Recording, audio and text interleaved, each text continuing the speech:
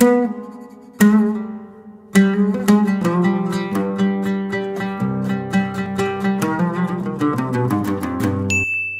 مساء الفل. لو القاهرة جسم، فبطل حكايتنا النهاردة هو القلب اللي بيدق لحد النهاردة، صوت المطارق على النحاس وشغل الأرابيسك. حكايتنا عن الحي اللي بيجمع بين فخامة القلعة وبساطة الحارة، اللي شاهد على عبقرية المصريين الفن والعمارة والصبر، واسمه أغرب مما تخيل. وهاتوا كوباية الشاي وتعالوا نعيش ونعرف الأسرار الموجودة ورا بواباته. نتمشى حواري الدرب الأحمر ونعرف هو ليه اسمه الدرب الأحمر.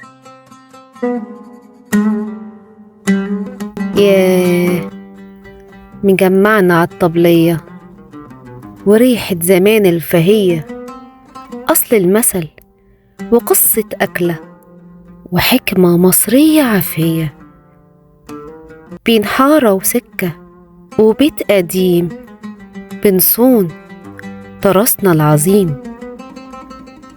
ومع شيرين هنحكي عن بكرة والقديم، حكايات مصرية مننا ولينا ومكملة فينا.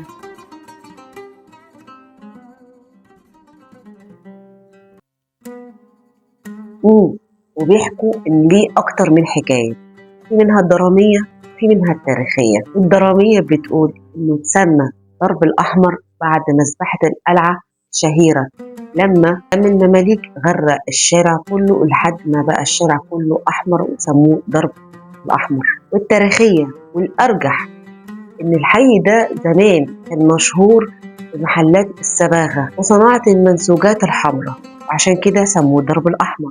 في سبب تاني إنه بسبب نوع الرملة الموجودة هناك اللي كان بيستخدموها في البناء والتعمير والتمهيد زمان. ومهما كان السبب فبقى في ذاكرة المصريين اسم الدرب الأحمر. الدرب الأحمر ضم أكثر من 65 أثر إسلامي مسجل، يعني لما تتمشى هناك كأنك ماشي في رحلة عبر الزمن. يعني مثلا عندك مسجد المرداني وده تحفة معمارية تخطف العين، وعندك كمان بيت الرزاز وده بيحكي لك إن البيوت المصرية زمان كانت جنة مستخبية جوه الحيطان.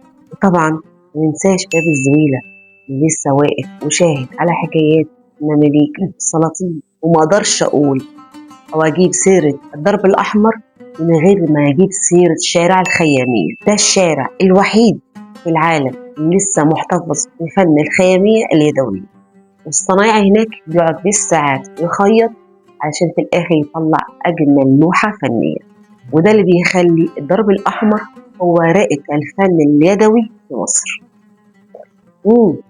اللي يميز الدرب الأحمر مش بس آثاره، ده أهله هناك لسه عشرية لحد دلوقتي، ولسه الطبلية تجمع الجيران والحبايب، والجدعنة هي القانون اللي بيحكم الحارة. الدرب الأحمر هو المكان اللي تحس إنك في بيتك لو حتى رايح لوحدك. وحكاية الدرب الأحمر بتعلمنا إن الجمال مش بس في الحاجات الجديدة، الجمال موجود في الأثر اللي بتسيبه وراك والسيرة الطيبة والجدعنة. قولولي بقى مين فيكم اللي راح الخيامية وأكتر حاجة عجبتكم هناك؟ أنا شخصيا بحب أروح هناك، بنبهر فعلا، بنبهر بالجمال والفن والعظمة الموجودة هناك، وأنا مش عايزة أطلع من هناك بجد. ومستنية حكاويكم في الكومنتات، ما تنسوش. وخلصت كوباية الشاي وخلصت معاها حكايتنا النهاردة، بس حكايات مصرية مع شيرين لسه فيها كتير. استنوا الحكاية الجاية. حفظ الله.